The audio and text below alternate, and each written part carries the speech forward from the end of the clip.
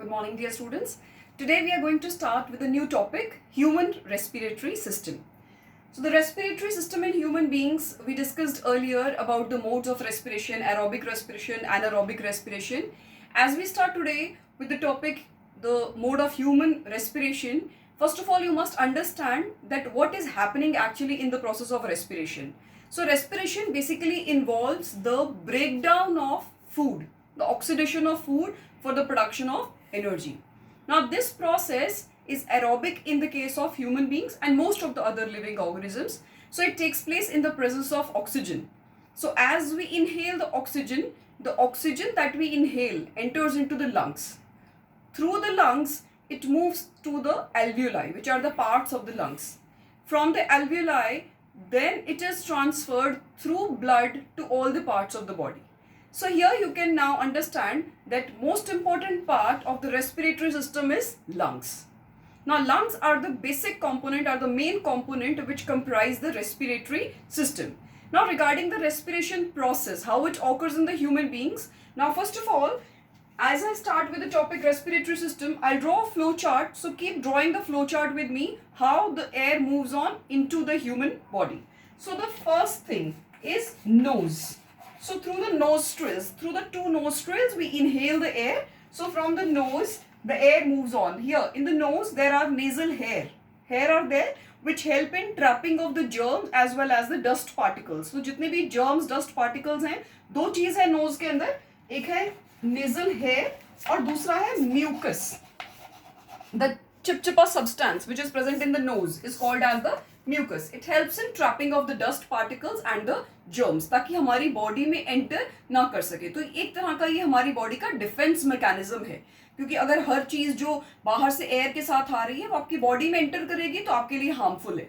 तो इसलिए हमारे नोज में हेयर प्रेजेंट है, म्यूकस प्रेजेंट है, जो कि हमें उस चीजों से प्रोटेक्शन दे रही है. Now from the nose the air will now move on into the next part which is called as the common opening for both food as well as air, which is called as the pharynx. Now pharynx, which is the common opening for food and air, because here food as well as air enter together. अब एक चीज यहाँ ध्यान रखनी है कि food और air की जो ये कॉमन ओपनिंग है, इसीलिए आपको हमेशा बोला जाता है कि don't talk while you are eating your food, क्योंकि आप खाते खाते बोलेंगे तो यहाँ पर एक कवरिंग रहती है जिसे हम कहते हैं एपिग्लॉटिस, जो कि ग्लॉटिस पोर्शन को कवर करता है. तो अगर आप बात कर रहे हैं और साथ साथ खाना खा रहे हैं तो उसकी वजह से वो एपिग्लॉटिस ओपन हो जाएगा and your food can move instead of the food pipe into your wind pipe. The food pipe, as you know, which is called as the esophagus. The wind pipe is called as the trachea.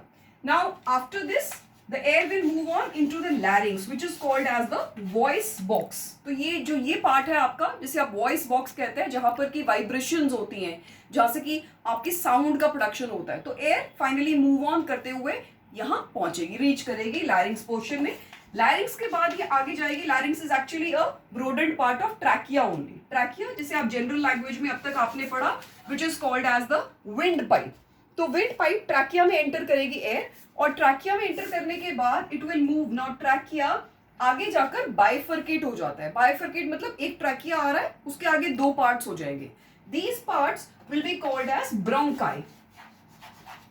Now these two bronchi will further open into smaller branches. Smaller branches called as the bronchioles. Now bronchioles will further enter into smaller units called as alveoli. अब ये है आपका flow chart जो कि दिखाता है किस तरह से एयर का मूवमेंट हो रहा है. नोज से स्टार्ट करके कॉमन ओपनिंग फैरिंक्स में आएगी एयर, जहां से मूव ऑन करेगी लैरिंक्स में. लैरिंक्स से ट्रैकिया में, ट्रैकिया जिसे आप विंड पाइप कहते हैं, वहां से आएगी ब्रोंकाई में. ब्रोंकाई से bronchioles and from bronchioles to alveoli. अब यहाँ बात करते हैं कि हम बहुत ज़्यादा सिमिलर मानते हैं स्ट्रक्चर का. The inner structure of this lungs we compare it with a grape bunch. अंगूर के गुच्छे के जैसा. जैसे अंगूर का गुच्छा आप घर में लाते हैं तो एक मेन स्टिक रहता है जिससे कि आगे सारे ग्रेप्स अटैच्ड रहते हैं. तो वो जो मेन स्टिक है आप मान सकते हैं कि वो ब्रोंकाई है. उसके आगे जो छोटी छोटी स्टिक्स होती है, डंडियां सी होती है, जिनके साथ छोटे छोटे ग्रेप्स अटैच्ड है, वो छोटी छोटी जो पार्ट्स हैं they are called as the bronchioles.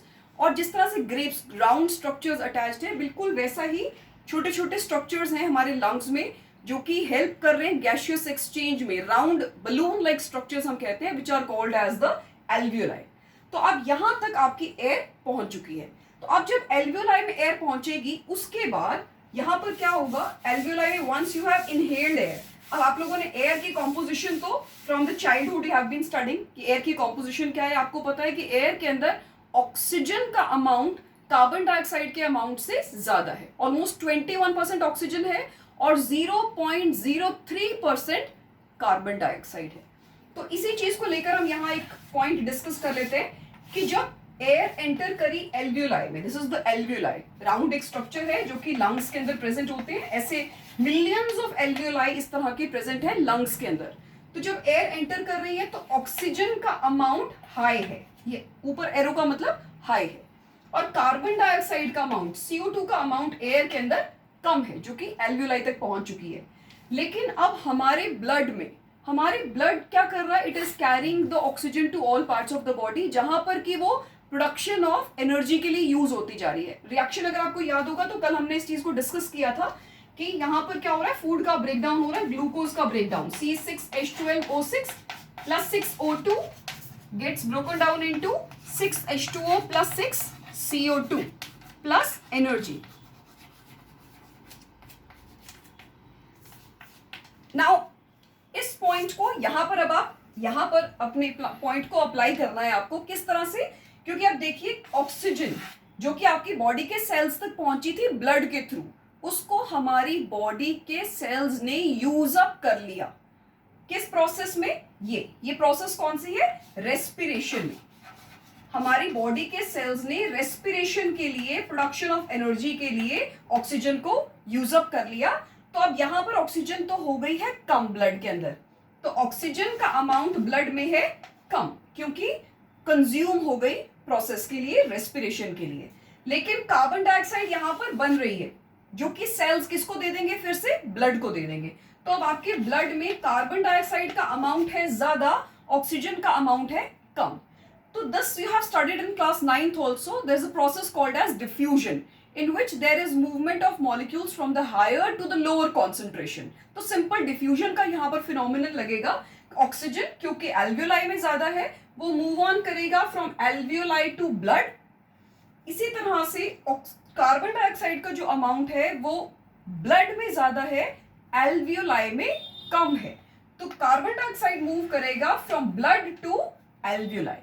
तो अब ये जो एक्सचेंज चल रहा है, गैशियस एक्सचेंज, वो क्यों चल पा रहा है, क्योंकि alveoli have millions of these alveoli are in direct contact with the blood vessels. Blood vessels capillaries basically, क्योंकि कैपिलरीज ऐसी ब्लड वेसल्स हैं जो कि बहुत ही थिन वॉल्ड होती हैं और जिनमें एक्सचेंज ऑफ सब्सटेंसेस बहुत इजी रहता है। तो यहाँ पर ये एक्सचेंज ऑफ सब्सटेंसेस चल रहा है बिटवीन एल्वियोलाई, और ये जो आपको दिखाई दे रही है, this that I have shown here is the capillary. तो कैपिलरी और उसके बीच में जो एक्सचेंज चल रहा है, जिसकी वजह से यहाँ पर ये सारा प्रोसेस हो पा रहा है एक्सचेंज का। तो ये तो हो गया प्रोसेस कैसे हो रहा है। अब बात करते हैं कि किस तरह से एयर का मूवमेंट, अगर डायग्रामेटिकली शो करेंगे तो कैसे शो करेंगे हम इसको, कि मूवमेंट ऑफ एयर हो रहा है फ्रॉम द नोस्ट्रिल्स, यहां से मूव ऑन कर रहा है and it is moving on into the pharynx, larynx, and then it moves on to the bronchi, and then it is dividing into two parts which is called as the bronchi. ये trachea आगे further bifurcate हो गया, this is trachea, right, this is larynx, larynx के साथ ही ऊपर रहेगा pharynx, here it is nose, nostrils के through enter कर रहा है, यहाँ पर है आपके bronchi. Now these bronchi, I told you it bifurcate हो गया trachea into this, and then you have the structures which are called as the lungs. अब यही bronchi आगे divide हो जाएंगे into bronchioles. Now these structures will be called as bronchioles. अब इसी bronchioles के साथ ही क्या attached है, small balloon like structures which are called as alveoli. तो देखिए यहाँ पर ये round structures हम बनाते हैं जिन्हें हम कहते हैं एल्वियोलाई। अब इसके साथ ही एक बहुत ही इंपॉर्टेंट चीज जो हमें यहाँ पर पॉइंट को डिस्कस करना है, वो क्या चीज है कि यहाँ पर ये this lungs are present behind the rib cage, ये रिब केज के पीछे हैं, आपके जो रिब्स है, रिब्स के पीछे प्रेजेंट है। अब यहाँ पर ये जो लंग्स प्रेजेंट है रिब केज के पीछे, उनके नीचे एक स्ट्रक्चर रहता है, मस्कुलर स्ट्रक्चर, जिसे हम कहते हैं डायाफ्राम। एक बहुत इंपॉर्टेंट क्वेश्चन आता है इससे related, describe the process of inhalation and exhalation in the human beings. So inhalation और एक्सहेलेशन का मतलब सिर्फ आप ये नहीं लिखते कि इंसान सांस लेता है सांस छोड़ता है, वो इनहेलेशन है और एक्सहेलेशन है, नहीं, इसमें बहुत सारी और चीजें भी हैं। तो यहाँ पर अब आपको क्या डिस्क्राइब करना है कि the air enters into, yes of course आप पाथवे बताएंगे कि वो यहाँ तक पहुंचा, अब उसके बाद क्या हुआ। Once the air has entered into the lungs, the pressure inside the lungs, जो आपका थोरेसिक कैविटी, चेस्ट कैविटी को हम कहते हैं थोरेसिक कैविटी, तो थोरेसिक कैविटी के अंदर जो एयर प्रेशर है वो बढ़ जाएगा। अब जब प्रेशर बढ़ जाएगा, किसी भी चीज का प्रेशर बढ़ जाएगा, वो एक्सपैंड करेगी, तो आपका rib cage will turn outwards, बाहर की तरफ आ जाएगा।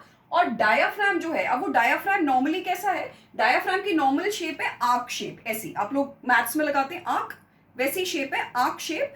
तो जब भी डायाफ्राम के ऊपर प्रेशर पड़ेगा तो डायाफ्राम आर्क शेप से कैसा हो जाएगा, प्रेशर की वजह से फ्लैटन हो जाएगा।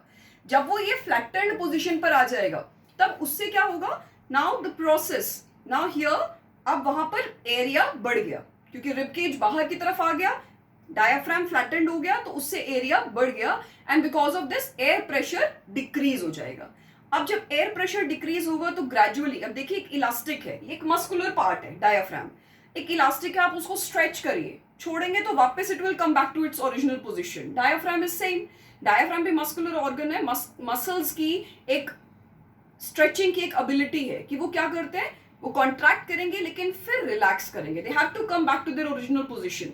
तो यहाँ पर डायाफ्राम भी यही कर रहा है, उसको प्रेशर पड़ा तो वो आर्क शेप से फ्लैटन हो गया, लेकिन it will come back to its arc shape, वापस अपनी आर्क शेप में आएगा। रिब्स आपकी बोन्स हैं, लेकिन उनके बीच में भी इंटरकोस्टल मसल्स प्रेजेंट है, वो भी वापस अपनी पोजीशन पर आएंगे, तो आपका रिब केज वापस अंदर चला जाएगा। Now when this happens again the air pressure rises, because of which अब यहाँ प्रेशर बढ़ गया लंग्स के अंदर, and the process of exhalation will start. So this is how we explain the process of inhalation and exhalation. Now listen to me in simple words. Here what we are saying is, जब भी आपके पास air enter करेगी तो उस time जो lungs के अंदर यहाँ पर क्या हो जाएगा, प्रेशर, आपने एयर लिया तो उसकी वजह से यहाँ पर लंग्स का जो एरिया है उसको एक्सपैंडेड चाहिए ताकि एक्सचेंज ऑफ गैसेस हो सके। तो वहां से फिर वो क्या करेगा, दे विल मूव आउट, अब वो टर्न बाहर, रिब केज को बाहर की तरफ पुश कर देगा, डायाफ्राम को फ्लैट कर देगा, और जिसकी वजह से एक्सचेंज ऑफ गैसेस इजी हो जाएगा। ये एल्वियोलाई वही स्ट्रक्चर्स हैं जिनकी अभी हमने डिस्कशन किया कि जहां पर एक्सचेंज ऑफ गैसेस चल रहा है, तो यहाँ पर एक गैसियस एक्सचेंज हो जाएगा between carbon dioxide and oxygen.